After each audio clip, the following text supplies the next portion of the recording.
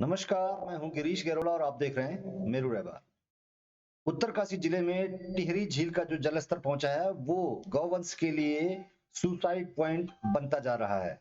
दरअसल सर्दियों के समय में जब झील का जलस्तर कम हो जाता है तो यहाँ पर सड़क से बिल्कुल एकदम स्टीप चढ़ाई हो जाती है, एकदम तीखी ढाल हो जाती है। यहाँ पहुंचना आसान नहीं होता है, लेकिन जाने अनजाने में गाय जो गौ माता है यहाँ पर आकर इस किनारे से लुढ़क कर नीचे गिर जाती हैं और इसको देखा देखी अन्य गाय भी वहां पर गिर रही हैं। अभी ताजा जो मामला है इसमें एक गाय पहले वहां पर गिरी और उसकी देखा देखी दूसरी गायें भी वहां पर गिर गई। वहां पर अभी भी और कई गाय हैं जो वहां पर गिर सकती हैं। वहां पर इतना तीखा ढाल है कि इंसान का वहां पहुंचना बेहद मुश्किल है और मशीन जिला प्रशासन के पास है नहीं। सारा तमाम जो प्रशासन है वो चुनावी तंत्र में उलझा हुआ है और जो गायें वहां पर हैं वो खतरे में बनी हुई है। ढाल बेहद गहरा ढाल है।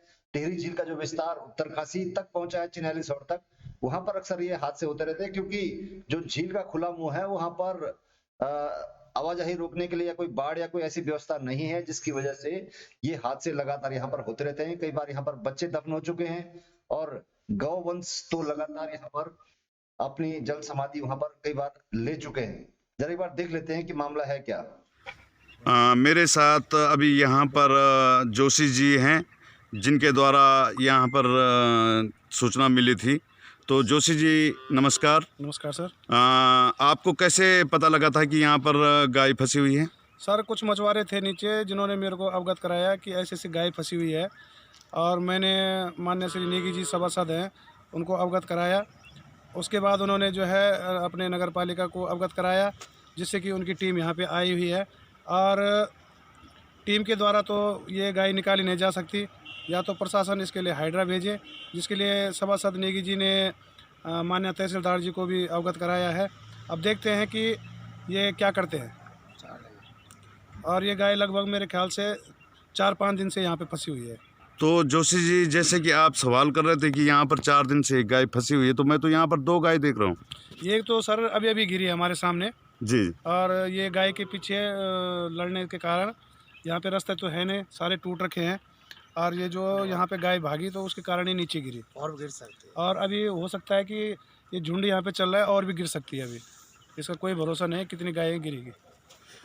माना किसी तरह प्रशासन के द्वारा ये गाय निकाल दी जाती है, तो क्या आपको ऐसा भी लगता है कि भविष्य में भी ऐसी घटना होगी? भविष्य में होगी ऐसी घटनाएं, क्योंकि जब तक यहाँ पे सुरक्षा दीवार या तार वार नहीं होगी तब तक जो है ये गायें गिरती रहेगी और प्रशासन को यहाँ पे आना पड़ेगा। जी धन्यवाद जोशी जी। बहुत ही खतरनाक स्लाइड जोन पहाड़ी पे गाय गिरी है अभी हमारे सामने सामने, और ये फंस चुका है वहाँ पे बेचारा। अगर नीचे जाता है तो मौत है, ऊपर आने का तो रास्ता दिखाई नहीं देता है। और मुझे ये भी नहीं लगता कि हमारे लोग इस सांड के पास जा सकें, क्योंकि इससे डर भी लोगों को काफ़ी लग रहा है और साथ में ऊपर से पत्थर भी गिर रहे हैं। ये आपको दिखाई दे रहा होगा, आगे से एक और आ चुकी है गाय और मुझे डर है कि रास्ता टूटा होने के कारण ये भी ना नीचे चले जाए। कुछ उस खाई के पीछे से भी कुछ गायें हैं। ये बिल्कुल आर्च ब्रिज के नज़दीक का मामला है। जल स्तर भी घटने पे आ रखा है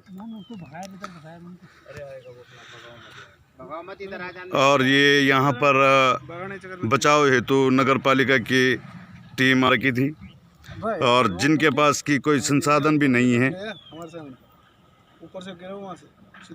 और इनमें से एक व्यक्ति इनको भगाने के चक्कर में खुद ही गिर गया, जो कि बेचारा इस झाड़ी के सहारे यहाँ पे रुका था।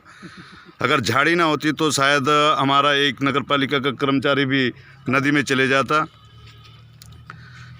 आगे अब शासन क्या करता है इस विषय में कि आगे से ऐसी घटनाएं ना हो, कुछ इस विषय में कह नहीं सकता हूँ।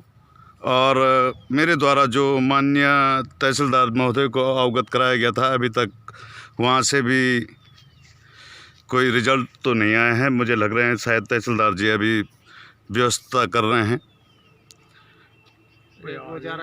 ये अभी मेरे सामने ये चली गई। एक और गाय माता कॉर्नर पे जा चुकी है यहाँ पे। अगर ये मैं झूम करके दिखाता हूँ कि कितने डेंजर स्थिति में खड़ी है। ज़रा सा अगर कोई उसे आवाज़ करेगा तो शायद उसके पास भी एक ही विकल्प है कि नीचे गिरने का, और ये वहाँ से झुंड आ चुका है। ये है, इस चक्कर में गए ये। हाँ, यो है, इसमें मारा उसने।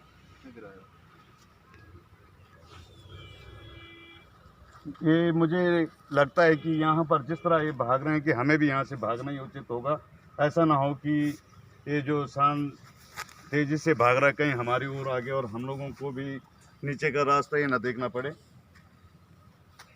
और ये जो इस साइड जो आपको दिखाई देता है कि आपको पहले भी हर साल एक अभी 2 साल पहले वहाँ पर जो घाटी दिखाई दे रही है वहाँ पे 14 गायें।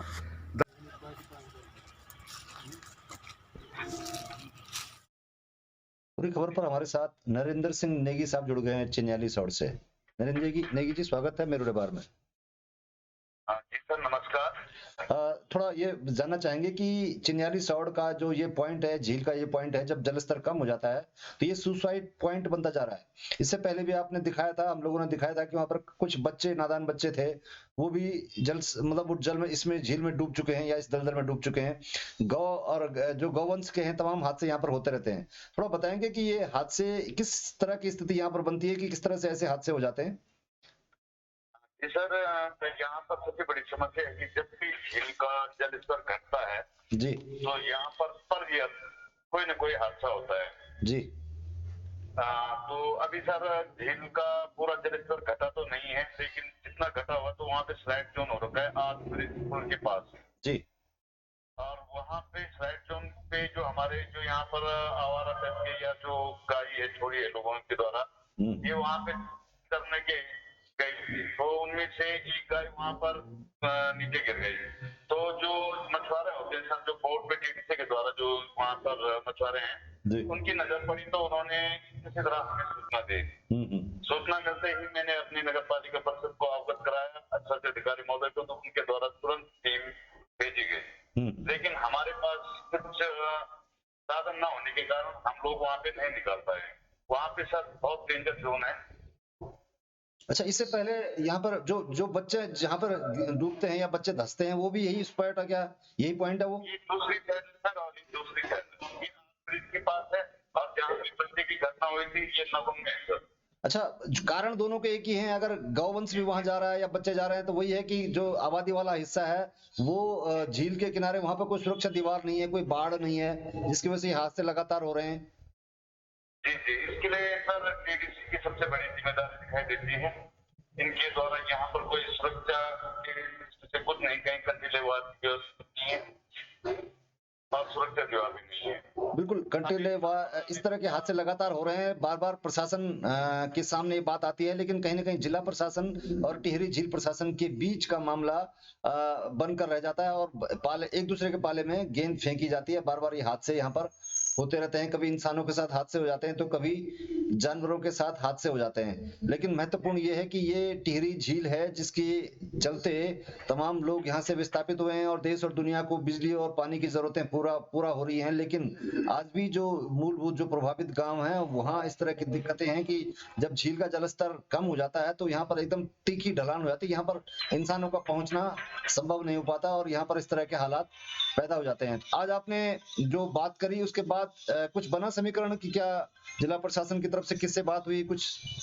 सर प्रशासन से कोई उम्मीद भी नहीं रखता हूँ सर मैं। हमारे पास जो यहाँ पर हमारे नगर क्षेत्र में जो हमारे तहसीलदार महोदय जी है, तो मैंने उनसे जब संपर्क किया तो उन्होंने काफी प्रयास भी किया, लेकिन उन्हें कहीं से हाइड्रा की व्यवस्था नहीं हुई। मैं उनको पावर हाउस का भी वो दिया था ब्यौरा कि वहां पर भी रहती है, तो उन्होंने कहा कि वहां से भी हमें जेसीबी उपलब्ध हो पा रही है। बिल्कुल, हाइड्रा बेहद जरूरी है क्योंकि यहाँ पर काफी तीखा ढाल है, यानी ऊपर से मैनुअली नीचे जाना संभव नहीं है। कोई ऐसी मशीन जो काफी गहराई तक उसको कवर कर सके, ऐसी हाइड्रा ही हो सकती है, और जो फिलहाल मौजूद नहीं है। तमाम जो जिला प्रशासन है वो चुनावी व्यवस्थाओं में लगा हुआ है और जो फिलहाल ये गौवंश है ये मरने के लिए छोड़ दिया गया है वहां पर। और ऐसी स्थिति कभी इंसान के साथ भी बन सकती है और बनी भी है इससे पहले।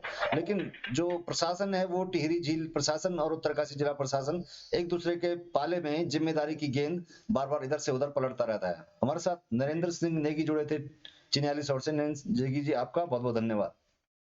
बहुत बहुत धन्यवाद।